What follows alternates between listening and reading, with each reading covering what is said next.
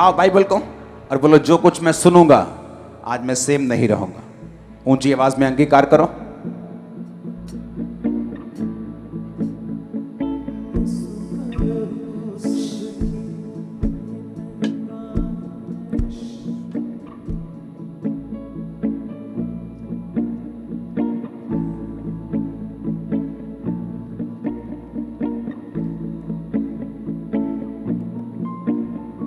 प्रभु यीशु मसीह के सामर्थी नाम में हम मांगते हैं। अपनी बाइबल को खोलेंगे, लूका 9 उसकी 28 से 43 आयत। इन बातों के कोई 8 दिन बाद वह पतरस, यूहन्ना और याकूब को साथ लेकर प्रार्थना करने के लिए पहाड़ पर गया। जब वह प्रार्थना कर रहा था तो उसके चेहरे का रूप बदल गया और उसका वस्त्र श्वेत होकर चमकने लगा। और देखो, मूसा और एलिया उसके साथ 2 पुरुष बातें कर रहे थे। वो महिमा सहित दिखाई दिए और उसके मरने की चर्चा कर रहे थे जो यरूशलेम में होने वाला था। पतरस और उसके साथी नींद से भरे थे और जब वह अच्छी तरह सचेत हुए तो उसकी महिमा और उन 2 पुरुषों की जो उसके साथ खड़े थे उनको देखा। जब वे उसके पास से जाने लगे तो पतरस ने यीशु से कहा, हे स्वामी, हमारा यहाँ रहना भला है कि हम 3 मंडप बनाएं, एक तेरे लिए, एक मूसा के लिए और एक एलिया के लिए। वो ना जानता था कि क्या कह रहा है। वह कह ही रहा था कि एक बादल ने उसे छा लिया और तब वे उस बादल से घिरने लगे तो डर गए। तब उस बादल में से शब्द निकला, ये मेरा पुत्र है, ये मेरा चुना हुआ है, ये मेरा प्रिय पुत्र है, इसकी सुनो। ये शब्द होते ही यीशु अकेला पाया गया और जब वो चुप रहे, जो कुछ उन्होंने देखा था कोई भी बात उन दिनों में किसी से ना कही। दूसरे दिन जब वो पहाड़ से उतरे तो एक बड़ी भीड़ उनसे आ मिली और देखो, भीड़ में से एक मनुष्य ने चिल्लाकर कहा, हे गुरु, मैं तुझसे विनती करता हूं कि मेरे पुत्र पर कृपा दृष्टि कर, क्योंकि वह मेरा इकलौता है। देख, एक दुष्ट आत्मा उसे पकड़ती है और एकाएक वो चिल्ला उठता है। वह उसे ऐसा मरोड़ती है कि वह मुंह में झाग भर लाता है और उसे कुचलकर कठिनाई से छोड़ती है। मैंने तेरे चेलों से विनती की कि उसे निकालें, परंतु वो ना निकाल सके। यीशु ने उत्तर दिया, हे अविश्वासी और हठीले लोगों, मैं कब तक तुम्हारे साथ रहूंगा और कब तक तुम्हारी सहूंगा। अपने पुत्र को यहाँ ले आ। वह आ ही रहा था और दुष्ट आत्मा ने उसे पटक कर मरोड़ा, परंतु यीशु ने अशुद्ध आत्मा को डांटा और लड़के को अच्छा करके उसके पिता को सौंप दिया। तब सब लोग परमेश्वर की महासामर्थ्य से चकित हुए। सब बोलो आमीन। ऊंची आवाज में बोलो आमीन। अपने हाथों को उठाओ, बोलो, ये वचन मेरी जिंदगी में 100 गुना फलों को लेके आए। ऊंची आवाज में, ऊंची आवाज में।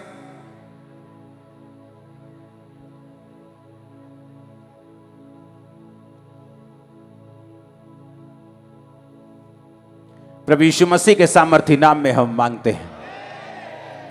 बाइबल कहती है प्रभु यीशु मसीह अपने चेलों को, कौन से चेले? 3 चेले। कौन से 3? पतरस, याकूब और यूहन्ना, उन्हें पहाड़ पे लेके गए। पहाड़ पर यीशु मसीह प्रार्थना कर रहे थे। यीशु मसीह का चेहरा श्वेत हो गया, वाइट हो गया, कपड़े चमकने लगे। मूसा और एलिया उसके साथ बातें कर रहे थे। यह हेवनली एक्सपीरियंस उन चेलों को हुआ जो परमेश्वर के बड़े करीब थे। वो जो सबसे करीब थे वो याकूब था, वो पतरस, याकूब, यूहन्ना और पतरस, ये 3 चेले परमेश्वर के सबसे करीब थे। अगर परमेश्वर ने जब औरत को, जो 12 साल की लहू बहने वाली औरत को चंगा किया और जब यीशु मसीह उस रास्ते से जा रहा जहां उसे 12 साल की उस लड़की को भी हील करना था और जीवित करना था, तो भी अंदर सिर्फ यही 3 चेले गए थे, बाकी 9 चेले और बाकी जो लोग थे वो बाहर रहे थे। मैं आपको जो चीज बताना चाहता हूं उसे बड़े ध्यान से सुनना और समझना। जब ये सारी घटना हो रही थी और प्रभु यीशु मसीह पहाड़ पे थे और ये सुपरनैचुरल एक्सपीरियंस चेलों के साथ हो रहा था, और जब वो वापस आए तो बहुत से लोग खड़े थे यीशु मसीह का इंतजार करने के लिए। और यीशु मसीह को उन्होंने बोला कि परमेश्वर, हम एक दुष्ट आत्मा वाले व्यक्ति को तेरे चेलों के पास लाए थे, परंतु तेरे चेले उन्हें निकाल नहीं सके। वो कौन से चेले थे? वो 3 चेले नहीं थे, वो 9 चेले थे जो 3 से अलग थे। वो 9 चेले जिन्हें परमेश्वर बड़े काम करने के लिए नाल नहीं, साथ नहीं लेके जाता था, छोड़ के जाता था, वही 9 चेले उन दुष्ट आत्मा को निकाल नहीं सके। आप मसीह लाइफ में देखते हो क्रिश्चियंस को, विश्वासियों को, कुछ विश्वासी हैं जो बड़े आनंद के साथ जी रहे हैं, कुछ सेवकाइयां हैं जो बड़े आनंद के साथ और जुम्बश के साथ और विक्ट्री के साथ चल रही हैं, लेकिन कुछ लोग ऐसे भी हैं जो फ्रस्ट्रेशन के साथ चल रहे हैं, जो खिजाहट के साथ चल रहे हैं, जिनकी लाइफ में वो नहीं हो रहा जो बाकी बड़े चेलों की लाइफ में हो रहा है, जो पतरस की लाइफ में हो रहा है वो उनकी लाइफ में नहीं हो रहा। और कारण परमेश्वर नहीं है, कारण वो लोग खुद हैं। जब बाइबल कहती परमेश्वर ने चेलों से कहा कि लोग मुझे क्या कहते हैं, कहते परमेश्वर कोई कहता है कि तू यूहन्ना है, कोई कहता है तू एलिया है। पतरस को परमेश्वर ने पूछा तू मुझे क्या सोचता है, मैं कौन हूं? उसने कहा तू जीवते परमेश्वर का बेटा, तू मसीह है। परमेश्वर ने कहा इस बात के कारण मैं तुझ पे अपनी कलीसिया बनाऊंगा और तुझ पे अधोलोक के फाटक जो होंगे वो प्रबल नहीं होंगे, क्योंकि ये बात तुझ पर मांस और लहू ने नहीं परंतु परमेश्वर की आत्मा ने प्रकट की है। हालेलुया। दो तरह के विश्वासी हैं, एक वो जो फ्रस्ट्रेट रहते हैं, जो काम नहीं कर पाते, आत्मिक शक्तियां जिनके पास नहीं हैं, जो हर टाइम संघर्ष करते हैं, और दूसरे तरह के हैं जो हर वक्त विक्ट्री में रहते हैं, जीत में रहते हैं। और दूसरे जब उनको देखते हैं उन्हें लगता है कि ये कैसे कर पा रहे हैं, और वो विरोध भी करते हैं। अब जो चेले 9 नहीं कर सकते थे वो 3 कर सकते थे। इसमें परमेश्वर का कसूर नहीं था, बात यह थी कि आप लोग परमेश्वर के वचन को कितना ग्रहण करते हो। 9 चेले जो थे जो कहते थे कि परमेश्वर कोई तुझे ये कहता है, कोई तुझे ये कहता है, इसका मतलब वो लोगों की बात भी सुनते थे। अपने पड़ोसी को बोलो वो खुदा की बात भी सुनते थे और लोगों की बात भी सुनते थे। जब परमेश्वर बोलता है कि लोग मुझे क्या कहते हैं, तो उनको मालूम था लोग उनको, क्योंकि वो लोगों की बात, लोगों के साथ उनका उठना बैठना था, उनको मालूम था लोग भी क्या कहते हैं और परमेश्वर भी क्या कहता है। क्या आप ऐसे तो नहीं हैं कि लोग क्या कहते हैं आपके पास्टर के विषय में, आपकी चर्च के विषय में, लोग क्या कहते हैं जीसस क्राइस्ट के विषय में, आप उनकी बात भी सुनते हैं, आप रिश्तेदारों की बात भी सुनते हैं, आप चर्च में भी आ जाते हैं, आप प्रार्थना करवा के भी चले जाते हैं, आप बीच में लटके हैं धोबी का कुत्ता, ना घर का ना घाट का। यीशु मसीह ने कहा जिसका विश्वास थोड़ा है, जिसका विश्वास कंप्लीट नहीं, वो समुद्र की लहर के समान है। आज से 20,000 साल पहले भी लहर आती थी, टकराती थी, चली जाती थी, आज भी टकराती है और चली जाती है, कोई काम नहीं होता। जैसे पहले थी आज वैसे ही है। उसी तरह से बाइबल कहती है उस व्यक्ति जिसका विश्वास दो चित्ता है वो समुद्र के लहर के जैसे। हालेलुया। और पतरस, याकूब और यूहन्ना वो व्यक्ति थे जो ये बात का फैसला कर चुके थे कि परमेश्वर कोई ठोकर खाए तो खाए लेकिन मैं ठोकर नहीं खाऊंगा। जब यीशु मसीह ने कहा कि आज मुझे पकड़ लिया जाएगा और 3 दिन के बाद ऐसा हो जाएगा, बार बार पतरस को वो बोलते रहे, 3 दिन पहले भी, आज भी, होने वाला था तब भी। और पतरस कहता रहा परमेश्वर अगर तुझे मौत आई तो मैं भी तेरे साथ मरने के लिए तैयार हूं। वो परमेश्वर को झूठ नहीं बोल रहा था, वो सच में इतना डेडिकेटेड था, सच में इतना समर्पित था कि वो कुछ भी करने के लिए परमेश्वर के लिए तैयार था। और इसीलिए बाइबल कहती है जो पतरस कर सकता था वो बाकी चेले नहीं कर सकते थे। हालेलुया। आपको प्रोफेटिक वर्ड मिलता है कि अब आने वाले टाइम में अब डिलीवरेंस वीक शुरू होने वाले हैं, मुझे डिलीवरेंस के लिए जाना है, मुझे डिलीवरेंस नेक्स्ट लेवल के लिए जाना है, मुझे फाइनेंशियल बरकत के लिए जाना है, ये 7 हफ्ते मुझे प्रार्थना में रहना है, 7 हफ्ते मैंने प्रोफेटिक वर्ड्स को स्वीकार। बहुत से लोग आमीन बोलते हैं, लेकिन क्या आपने आमीन बोलने से पहले जो वचन आपको बताए गए हैं क्या उन वचनों को पूरा किया आपने? एक व्यक्ति आगे टेस्टिमनी देता है कि मैं उस 23 जून की मीटिंग में था, मैं 31 नाइट की मीटिंग में था, आपने स्वीट दी थी और आपने कहा था कि वो कड़वापन खत्म हो चुका है और आपको टेस्टिमनी मिलेगी। रसौलियों के बावजूद, बीमारी के बावजूद, 8 डॉक्टर चेंज करने के बावजूद अपनी टेस्टिमनी को मैं रिसीव करके वापस गई। 1 वीक के अंदर मैं प्रेग्नेंट थी, उसके बाद परमेश्वर ने मुझे बेबी दिया। कैसे? क्योंकि आप वर्ड्स को रिसीव कर रहे हैं और वर्ड्स से पहले भी जो बताया जा रहा है आप उस पर बिलीव कर रहे हैं। आज से कुछ साल पहले जब टेस्टिमनी चर्च में चल रही थी तो बहुत से परदेसी लोग थे जो गवाही दे रहे थे कि हमने अपना घर ले लिया, हमने अपना घर ले लिया, हम बिहार से आए हैं, हम यूपी से आए हैं, मैं महाराष्ट्र से आई हूं, मैं पंजाब में रहती हूं, हम काम करते थे, हमने अपना घर लिया है। तो मैं बड़ा हैरान होता कि पंजाबी लोग अपनी टेस्टिमनी क्यों नहीं दे रहे अपने घर की, ये बाहर से लोग आ रहे हैं और टेस्टिमनी दे रहे हैं। जब उनको एग्जामिन किया गया, जब करीब से देखा गया तो उन लोगों की जो विश्वास था, जो श्रद्धा थी, जो फेथ था, वो दूसरे लोगों से कहीं ज्यादा था। वो एक चर्च में टाइम था जब रजिस्ट्रियां होने वाली होती थी, बोलता था कि ये येलो पेपर लेके जाओ, अगले हफ्ते बोना है, नेक्स्ट मंथ बोना है, बहुत जरूरी है, इसके बिना चलेगा नहीं। पंजाबी सोचते थे कई बार, लेकिन वो लोग सोचते नहीं थे। वो बोलता कि हाँ चर्च ने बोला है, कोई प्लान नहीं, कोई सोचना नहीं, जो करते थे सुनते थे करते थे, और वो ब्लेस होके सामने भी आए, टेस्टिमनीज भी दी, और आपकी टेस्टिमनीज भी श्योर है यीशु मसीह के नाम में, अगर आमीन हो चाहे चर्च। आप मेरी बात को समझ रहे कि नहीं? वो लोग बिना बिना शक के, बिना किसी शक के कि पास्टर को उनको मालूम है ये बात कि चर्च की आपकी ऑफरिंग मैं देखता तक नहीं, मेरे घर में आपकी ऑफरिंग नहीं आती, बैंक में जमा होने से पहले भी घर में नहीं आती, वो चर्च के स्ट्रांग रूम में होती। आप कितना पैसा देते हो सिर्फ आपको बताया, परमेश्वर को मालूम है। वो 20-25 लोगों की टीम गिनती है, in house CA, outside CA, वो सब चेक करते हैं पैसा कहां जा रहा है, कहां खर्च हो रहा है। टीम है जहां जो सारे खर्चे का ध्यान रखती है, कोई गलत पैसा जा तो नहीं रहा, पक्के में सारा काम होता है। किस आप, मुझे मालूम भी नहीं होता आपका 2000 का नोट किस रंग का है, लेकिन ये एक सिस्टम परमेश्वर ने इसलिए बनाया कि आप लोग बरकत को पा सके।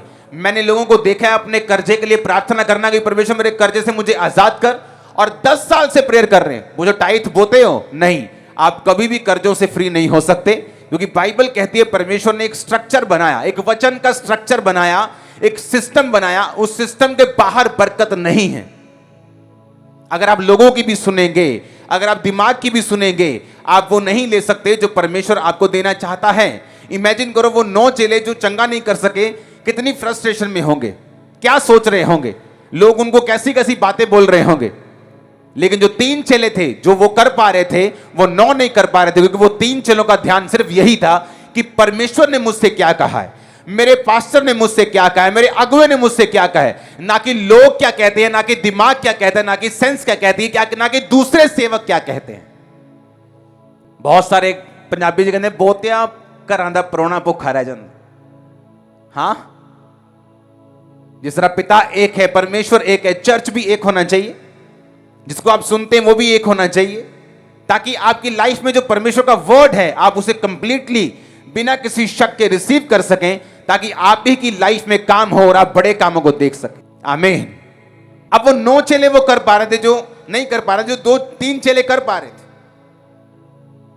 हालेलुया। 2 कुरिन्थिया 5 उसकी 17 आयत, उसमें लिखा है, यदि कोई मसीह में है तो वह नई सृष्टि है, पुरानी बातें बीत गई हैं, देखो सब बातें नई हो गई हैं। परमेश्वर ने कहा अगर तुम मसीह में हो तो नई सृष्टि हो, पुरानी बातें बीत गई, देखो सब बातें नई हो गई। कि जितनों ने परमेश्वर को ग्रहण किया वो परमेश्वर के बेटे और बेटियां बने और संसार के ऊपर जय प्राप्त की। क्योंकि जो कुछ बाइबल कहती है परमेश्वर से उत्पन्न होता है, उस वचन को पढ़ेंगे, जो कुछ परमेश्वर से पैदा हुआ है वह संसार के ऊपर जय प्राप्त करता है, और वह विजय जिससे संसार पर जय प्राप्त होती है हमारा विश्वास है।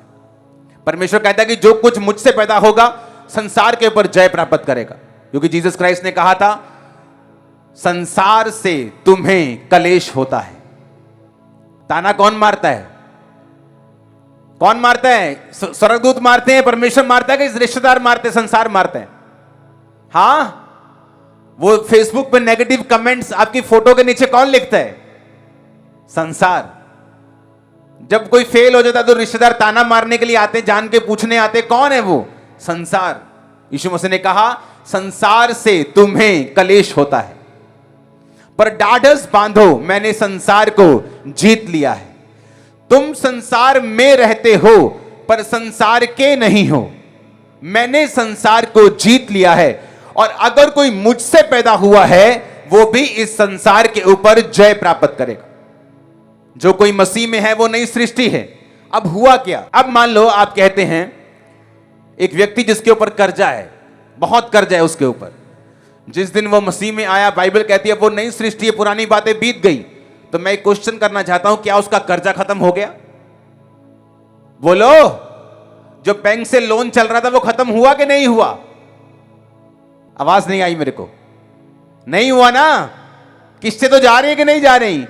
तो बाइबल तो कहती है हम नई सृष्टि, पुरानी बातें बीत गई। तो बैंक वालों को जाके बताओ तो कि मेरा पुरानी बातें बीत गई हैं जी, मैं तो क्रिश्चियन बन गया, लोन खत्म करो। तो ही बोलेगा लोन नहीं खत्म करे, तेरे घर से बाइक उठा के लेके आते, जरा तेरे को नींद तेरी खोलते हैं थोड़ी सी। अब ये क्यों लिखा कि पुरानी बातें बीत गई, देखो सब नई हो गई? क्योंकि जिस वजह से आपके घर में कलेश है, जिस वजह से आपके घर में कर्जा है, जिस वजह से आप बीमार हैं, परमेश्वर ने कहा मैंने वो सब चीजों को खत्म कर दिया है। तुम एक अच्छे प्लेटफॉर्म के ऊपर आ चुके हो जहां से तुम अपने कर्जे को खुद खत्म कर सकते हो। अब ध्यान से सुनो, अगर मान लो मैं जब मसीह में आया तो मैं नई सृष्टि हूं, अब मैं मसीह में हूं, मुझे यह वचन मालूम होना चाहिए कि जो कोई मसीह से पैदा हुआ है वो संसार के ऊपर जय प्राप्त करता है। अब कर्जा भी संसार का है, तो मैं क्या करूंगा? अब मैं बाइबल में से ढूंढूंगा कि परमेश्वर का वचन इस कर्जे के विषय में क्या कहता है, क्योंकि बाइबल कहती है मसीह से पैदा होने का मतलब है मुझे वचन से पैदा होना पड़ेगा। अगर वचन से पैदा मैं नहीं हुआ हूं, जिस तरह यूहन्ना 1 उसकी 12 और 13 में लिखा, जितनों ने उसे ग्रहण किया उसने उन्हें परमेश्वर की संतान होने का अधिकार दिया, अर्थात जो उसके नाम पर विश्वास रखते हैं वो ना तो लहू से, ना शरीर की इच्छा से, ना मनुष्यों की इच्छा से, परंतु परमेश्वर से उत्पन्न हुए हैं। सब बोलो आमीन। क्या कहा परमेश्वर ने? कि जितने उसको ग्रहण करते हैं परमेश्वर उन्हें अपनी संतान होने का अधिकार देता है। वो अब मांस से, शरीर की इच्छा से, लहू से, मनुष्यों की इच्छा से नहीं, परंतु प्रभु से उत्पन्न हुए हैं। आप पैदा हुए, आपके माता पिता ने आपको पैदा किया, आपका सेम ब्लड है, आपका डीएनए मैच करता है। डॉक्टर बोलते हैं भाई साहब तुम मीठा नहीं खाते लेकिन फिर भी शुगर होगी तुमको, क्योंकि तुम्हारे जनरेशन में शुगर है। ये सब बीमारियां तुम्हें जनरेशन से मिलती आ रही हैं। अगर किसी की जनरेशन में कैंसर है, डॉक्टर बोलते हैं अगर आपकी जनरेशन में कैंसर है तो बड़े चांसेस है कि वो आपको भी होंगे। लेकिन यीशु मसीह ने कहा अगर तुम मुझसे पैदा हुए हो तो अब तुम मनुष्य की इच्छा से नहीं, यानी अपने मां बाप की इच्छा से नहीं, लहू से नहीं, अपनी माता के गर्भ के उस प्लेसेंटा से नहीं, शरीर की इच्छा से नहीं, क्योंकि माता पिता ने तुम्हें चाहा कि पैदा हो, परंतु अब तुम प्रभु से पैदा हुए हो। तुम्हारा डीएनए चेंज कर दिया गया है। वो डीएनए फेलियर का निकाल के सक्सेस का डाल दिया गया है। पतरस, याकूब और यूहन्ना बिना फ्रस्ट्रेशन के, बिना खिचकिच के, बिना संघर्ष के सेवकाई करते रहे, फल पाते रहे, लाखों में जाते रहे, और दूसरे संघर्ष करते रहे, तीसरे तरह के भी होंगे जो बिल्कुल नाकामयाब होंगे। कारण क्या? कितना वचन आप परमेश्वर का सुनते हैं और उसे सीरियसली लेते हैं, यह डिपेंड करता है कि आप अपनी लाइफ में कितना आगे जाएंगे। अब यहां पे क्या लिखा हुआ है? जब मुझे मालूम हुआ कि अगर मैं प्रभु से पैदा हुआ हूं तो अब मैं किसी मनुष्य की इच्छा से नहीं, लहू से नहीं, प्रभु से पैदा हुआ हूं। मेरा डीएनए चेंज कर दिया गया है। और अगर मैं मसीह में हूं तो नई सृष्टि हूं। जब मैं मसीह में आया तो मेरी कोई ऐसी स्टोरी नहीं है कि मैं गरीब था या मैं बड़ा फाइनेंशियल ट्रबल में था, प्रभु ने मुझे ब्लेस किया। मेरी ऐसी स्टोरी नहीं। मैं ब्लेस था फाइनेंशियली मुझे कोई प्रॉब्लम नहीं थी जब मैं मसीह में आया। लेकिन मसीह में आने के बाद फाइनेंशियली मैं और ब्लेस हुआ। हमारा बिजनेस ब्लेस हुआ। बिजनेस खुदावंद ने बहुत आगे बढ़ाया, वो बात अलग है। खुदावंद ने बरकत देनी शुरू की। सेवकाई से पहले ही एक बड़ा बिजनेस था मेरा टाइल्स का। जब मैं मसीह में सेवकाई छोड़ के आया, सेवकाई को मैं आया बिजनेस छोड़ के, तब बहुत बड़े बिजनेस को, सक्सेसफुल बिजनेस को छोड़ के आया था। लेकिन वो बिजनेस कैसे बड़ा हुआ, कैसे कर्जों से आजाद हुआ? जब मुझे मालूम हुआ कि अब मैं मसीह में हूं, पुरानी बातें बीत गई, यानी अब मैं कुछ भी जो एफर्ट करूंगा, मैं प्रयत्न करूंगा, मैं प्रेयर करूंगा, मैं मेहनत करूंगा, मैं उसमें सफल होऊंगा, क्योंकि मेरा डीएनए चेंज कर दिया गया है। मैं मनुष्य के डीएनए से बदलकर अब परमेश्वर के डीएनए से जुड़ चुका हूं। जीसस क्राइस्ट के डीएनए में बीमारी नहीं है। जीसस क्राइस्ट के डीएनए में फेलियर नहीं है। आप कभी फेल नहीं होंगे। आमीन खड़कने वाला चाहिए। लेकिन बात समझ की है।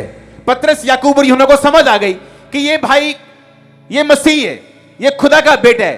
पीछे निकलना है, इसके पीछे जाना है। मरना, जीना, खाना पीना, बैठना उठना, घाटा वादा सारा कुछ दे नाला हूं। मर गए दे, जीवदे दे, चंगे दे, बीमार दे, सारा कुछ दे नाल। पर दूसरे लोग क्या कहते हैं? मेरी मासी ने कुछ कहा है, अच्छा ध्यान रखी थोड़ा, मैंने यीशु मसीह बारे कोई खबर मिली हूं, ध्यान रखी थोड़ा जा, साहब ना चलनी। उनको यह भी मालूम था संसार क्या कह रहा है। लेकिन उन तीनों को मालूम था खुदा तू मरेगा, मैं मरूंगा, तू जिएगा, मैं जीऊंगा, तू जाएगा, मैं जाऊंगा, तू कूदेगा, मैं कूद जाऊंगा, तू चढ़ेगा, मैं चढ़ जाऊंगा। हालेलुया। अब बाइबल कहती है जब मालूम हुआ कि मैं नई सृष्टि हूं, अब मुझे क्या करना है? मुझे वो चेक करना है जो खुदा ने अपने मुंह से बोला है। मेरी लाइफ की आदत थी, मैं 10% नहीं निकालता था, मैं 20% निकालता था अपनी मसीह जिंदगी की शुरुआत में, तभी भी। और उसके बाद भी बहुत से ऐसे खर्चे थे चर्च के जो मैं अपनी जेब से करता था। और खुदा ने क्या किया, मुझे वो ब्लेस करता गया। क्योंकि बाइबल कहती है जब तू बोएगा तू काटेगा, तू जितना बोएगा उतना काटेगा। तूने कंजूसी से बोया तो कंजूसी से काटेगा। तूने बाउंडफुली, दिल से, चेयरफुली बोया, ज्यादा बोया, तू ज्यादा काटेगा। मैंने ज्यादा बोया, आज मैं ज्यादा काट रहा हूं। कामरा चर्च से जलने की जरूरत नहीं, आप बो सकते हैं और काट सकते हैं। खुदावंद का वचन आज भी जीवित, आज भी पूरा होता है, आज भी ताजा है, पुराना नहीं हुआ। आमीन। आप बोएं, आप काटें। आपको ये ग्लोरी दिखती है चर्च में, लाखों लोग ब्रांचेस में दिखते हैं, लेकिन आपको इसके पीछे की स्टोरी नहीं दिखती। आपको ये नहीं दिखता कि जब चर्च में जरूरत होती थी तब भी अपने बैंक अकाउंट्स खाली कर दिए जाते थे, सीड के रूप में, बीज के रूप में। और लोगों को लगता था कि खामरा से बीज आया, खामरा के पास बहुत पैसा होगा, लेकिन उनको ये मालूम नहीं होता कि खामरा चर्च ने अपना बैंक अकाउंट खाली कर दिया और आपको बो दिया। ऐसा बीज जो पेनफुल होता था, जिसे पूरा करने में कुछ महीने लगते थे, जिसका दर्द कंप्लीट होने में, जिसको भरपाई करने में कुछ महीने लग जाते थे, ऐसे बीजों को बोते थे। और आज हमने रिजल्ट लिया है और आज भी बोते जाएंगे ताकि रिजल्ट कभी खत्म ना हो। आमीन। अब 9 चेले खुदा की भी सुन रहे हैं, लोगों की भी सुन रहे हैं, दिमाग की भी सुन रहे हैं, सिचुएशन की भी सुन रहे हैं, परिस्थितियां कैसी हैं, मेरे पास कितना है, मैं प्रेयर कर सकता हूं कि आज चर्च जा सकता हूं कि नहीं, आज मुझे काम है। लेकिन वो 3 चेले पूरे ब्लाइंड फेथ के साथ खुदाबंद के पीछे हैं और इसलिए रिजल्ट उनकी लाइफ में ज्यादा है। आप देखो आपको कैसा रिजल्ट चाहिए, कैसी बरकत आपकी लाइफ में चाहिए। मैं आपको एक सच बात बोल रहा हूं, जितनी बरकत, फिजिकल बरकत और आत्मिक बरकत आपकी लाइफ में होगी, आपके लोग करीबी, आपका परिवार, आपका मोहल्ला, आपके पड़ोसी उतनी जल्दी मसीह में आएंगे। जितना आप लेट बनेंगे, आपकी टेस्टिमनी लेट होगी, जितना देरी के साथ इन बातों को रिसीव करके फिर बरकत पाएंगे, उतना आपका परिवार लेट होगा, उतने आपके लोग लेट होंगे।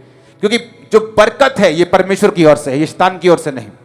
जो कुछ संसार में अच्छा बनाया गया वो खुदा की ओर से बनाया गया, खुदा के लोगों के लिए बनाया गया। लेकिन परमेश्वर ये चाहता है कि वो उसी के तरीके के साथ और वचन के तरीके के साथ आपको मिले, शैतान की तरह नहीं। जो यीशु मसीह को बोला था कि अगर तू मुझे झुककर प्रणाम करे तो सारा कुछ जो क्रूस उठाने में तुझे मिलेगा ऐसे ही ले जा, मुझे प्रणाम कर दे। लेकिन यीशु मसीह को मालूम था कि जो यहोवा देता है उसके साथ वो दुख नहीं मिलाता, वो महिमामय होता है। जो परमेश्वर जिस तरीके से आपको देगा, जो टाइट बोने से, प्रेयर करने से, फास्टिंग करने से, खुदा के वचन से चलने से, विश्वास करने से मिलेगा, वो सदा के लिए रहेगा, आपकी जनरेशन तक चलेगा। आपकी जनरेशन को मैं बड़ी बरकतों में बाहर के देशों में देख रहा हूं, बड़ी बरकतों को लेते हुए। आमीन। मेरे को ऊंचे वाला चाहिए यीशु मसीह के नाम में। Hallelujah, hallelujah. ये समझ की बात है। जब मुझे बैप्टिज्म के बारे में मालूम हुआ, क्योंकि बपतिस्मा नाम की वो चीज होती है, मैं अपने पास से पूछा कब देना है बपतिस्मा? अभी देंगे, 1 महीने में, जल्दी कर दे दो, जल्दी दे दो, मुझे जल्दी चाहिए। नहीं, तब होता था कि हाँ 40-50 लोग इकट्ठे होंगे तो मिलके बपतिस्मे देते थे। वो 2-4-5 को चर्च में बपतिस्मा नहीं देते थे। आपकी तरह वो, मैं उस समय इतना भाग्यशाली नहीं था कि हर संडे, हर थर्सडे बपतिस्मे होते हैं, आप जब मर्जी ले सकते हैं। तब ऐसा नहीं होता था। टेस्टिमनी इतनी नहीं होती थी, किसी की टेस्टिमनी बनती थी, वो गांव में टेस्टिमनी बनी है, जाते थे लोग गांव में, उस गांव में जहां टेस्टिमनी बनी, जिस गवाही बनी है, उस गांव में जाकर पूछते थे। इंटरनेट नहीं होता था कि भाई साहब सच में इतनी बड़ी गवाही बनी है, बहन जी सच में खुदावंद ने आपको इतनी बड़ी। हाँ, लोग गवाही सुनने के लिए लोगों के घरों में जाया करते थे। आज आप इंटरनेट पे गवाहियां सुनते हैं, आज आप लाइव गवाहियां सुनते हैं, लाइव लाखों लोग खुदावंद ने बरकत दी है चर्च को। आमीन। आप प्रिविलेज्ड लोग हैं, आपको मालूम नहीं आप कितना बड़ी दया के नीचे हैं, आप कितने बड़े अनुग्रह के नीचे, अभी आपको मालूम नहीं। जो आप सुन रहे हैं बैठकर, बड़े देश ऐसे हैं जो ऐसे सुन नहीं सकते। सुबह 4 बजे गुफाओं में इकट्ठा होते हैं, 5 बजे 6 बजे के पहले चर्च खत्म कर देते हैं, और लोग तब भी पूरी बेदारी के साथ, पूरे जुम्बश के साथ जाते। यीशु मसीह ने कहा था तुम मुझसे बड़े बड़े कार्य करेगा, क्योंकि यीशु मसीह के पास उस समय सैटेलाइट नहीं था, इंटरनेट नहीं था। जहां वो सुनाते थे वही लोग सुनते थे। आज आप यहां अपनी गवाही दे रहे हो और लोग लाखों किलोमीटर दूर, हजारों किलोमीटर दूर आपको सुन रहे हैं। आप बड़े काम कर रहे हो और ये खुदाबंद की इच्छा थी कि आप बड़े काम करें। आमीन। और ये आने वाले समय में क्या हो रहा है आप चमकने वाले, मैं आपको बता सकता हूं। अगर इस समय पंडाल की इस लाइट को ऑन कर दिया जाए तो आपको लाइट की कोई वैल्यू नजर नहीं आएगी, क्योंकि रोशनी है। अब दिन बुरे आते जा रहे हैं। जो प्रोफेटिक वर्ड्स मैं आपको दे रहा हूं, खाने के आने वाले दिनों में याद रखना, खाना पूरे वर्ल्ड का चंद कंपनियों के पास होगा, वहां से कंट्रोल किया जाएगा। छोटी छोटी किराने की दुकानें बंद होती जाएंगी फ्यूचर में, लेकिन जो मेन कंट्रोल होगा वो बड़ी कंपनियों के पास होगा। वहां से फूड को कंट्रोल किया जाएगा। आप लखपति हो, करोड़पति हो, आपको गिनती से फूड दिया जाएगा, घर में कितने मेंबर, कितने चावल और कितना आटा आपको दिया जाएगा। लेकिन क्रिश्चियन लोग, आप जगत की ज्योति हो, जब अंधेरा बढ़ेगा आप ज्यादा चमकोगे। जैसे लोग जिएंगे आप वैसे नहीं जियोगे, आप आनंद में जियोगे, भरपूरी में जियोगे, खुदाबंद की ताकत के साथ जियोगे। आमीन हो, चाहिए बरकत आपकी।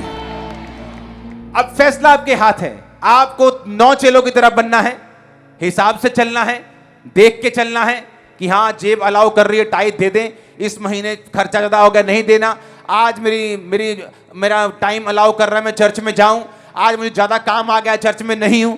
आपको देखना है कि आपने अपने हिसाब से चलना है, कि आपने पूरी बाइबल को, पूरी तरह से वचन को फॉलो करना है।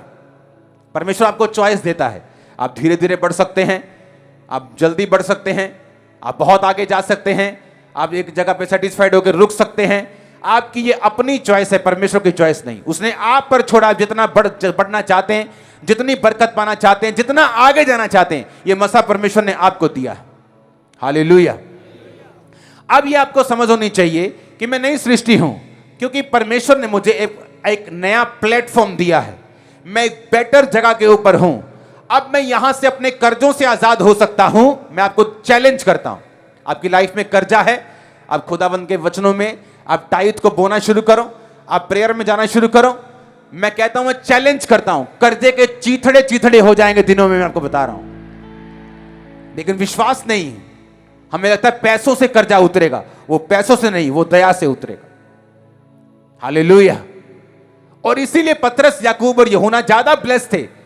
उनकी लाइफ में फ्रस्ट्रेशन नहीं थी जो 9 में थी, वो खिंचाहट नहीं थी, वो संघर्ष नहीं था जो 9 चेलों की लाइफ में था। क्या वो 9 चेले परमेश्वर के चेले नहीं थे? थे। क्या प्रभु के साथ नहीं रहते थे? रहते थे। उसके साथ खाते पीते नहीं थे? खाते पीते भी थे। क्या खुदा से प्यार नहीं करते थे? पूरा प्यार करते थे, लेकिन फिर भी रिजल्ट अलग अलग था। एक है खुदावन से इमोशनल प्यार करना, एक है परमेश्वर की बात को एग्जैक्टली अपनी लाइफ में फॉलो करना। जो मसीह से पैदा हुआ है वो संसार के ऊपर जय प्राप्त करता है। क्या है संसार में? बीमारियां हैं, क्या है? कलेश है, क्या है? ताने हैं, क्या है? कर्जा है, फाइनेंशियल ट्रबल है, डिप्रेशन है, चिंता है, हर तरह की वो मुसीबत है जो संसार में है। और जीसस ने कहा, टाटस बांध, मैंने संसार को जीत लिया है, मैंने उसे विन कर लिया है। और अगर तुम मुझसे पैदा हुआ है तो तू भी संसार के ऊपर जय प्राप्त करेगा।